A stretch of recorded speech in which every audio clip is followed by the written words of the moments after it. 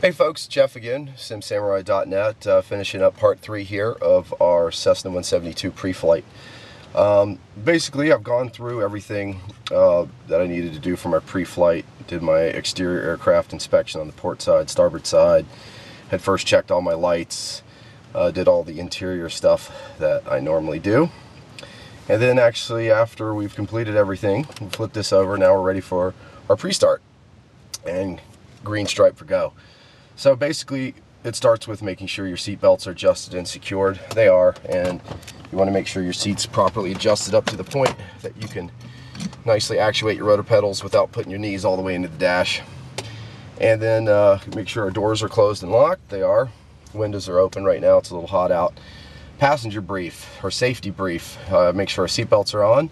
Air vents are adjusted, which I'm going to adjust mine a little bit right there. Make notice if you have a fire extinguisher, you want to know where it is and make sure it's in a place where you can get to it easily.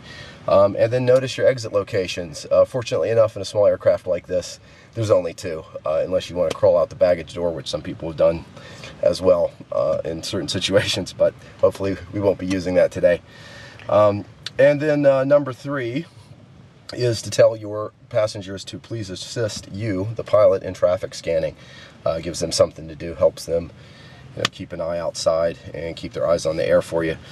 And then so now we begin with our engine start. So first we want to make sure our fuel is on both. Do the 7 check, is usually what it's called. Make sure your pitch trim is set to neutral. It is. Flaps are still down. Your mixture is all the way out. Your throttle is all the way out. Your carb heat is in. Landing light's off. Strobe light is off. Beacon is on. Nav light off. Pitot heat is off. Make sure all your circuit breakers are in. And they are. And lastly, very important, make sure your avionics switch is off. You never want to start the switch with your avionics on, because you can spike the avionics with an electrical surge, and it could short out your avionics because they are delicate equipment. You always want to make sure avionics are off before you start the aircraft, and then also turn them off before you turn the aircraft off. So they are on last and off first, if that makes sense, if you remember that. And then next, we are ready to start. So let's put our mixture in full rich, throttle in 1/8 to 1/4 inch. Make sure the carb heat is off, breakers are all in, avionics are off, our beacon light is on, master switch is now on. You want to turn on both sides for the alternator and battery. And while the gyros spin up, as you can hear, we're going to give the engine 3 shots of primer. This is a normally aspirated, carbureted engine, not fuel injected. So we are going to prime that carb with a little bit of fuel. I know that somebody else flew it this morning, so 2 is probably good, but it's been a couple hours. If it only been an hour, I'd usually give it 2, but since it's been about 3 hours, I'll just go ahead and give it 3. You push it in slowly, and then lock it. So 3 shots are locked. And then we're going to apply our brakes and hold while we start the engine. And then we want to give our clear prop warning. Clear prop! Place your feet firmly on the brakes, hand always on the throttle, and key start the plane.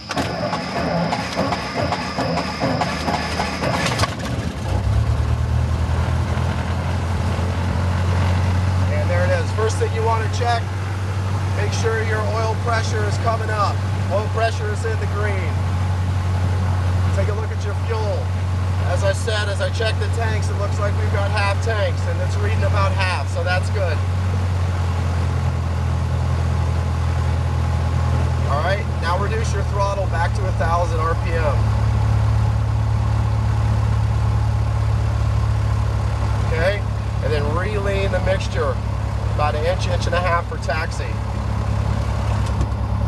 Close the window now. So we are started. Now we can switch the avionics on. The avionics are coming on. Our Garmin 430 is firing up.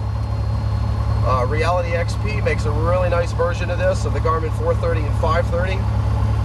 As far as the virtual gauge, I do have that suite since I use this. And then lastly, last thing to do, let's put the flaps up and then visually confirm the flaps are coming up. And they are.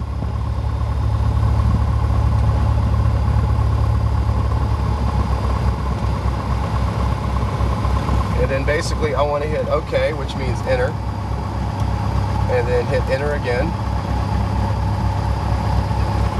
And there we are. Now our radio is ready to go. And since we're going to HIM it, I'm going to hit our direct to button. Select. There we go. Yeah, I want to go. Actually, let's go K, H, M, N. There it is. M, S, T. HIM it, Ryan. Enter. It says activate. Enter. And there we go.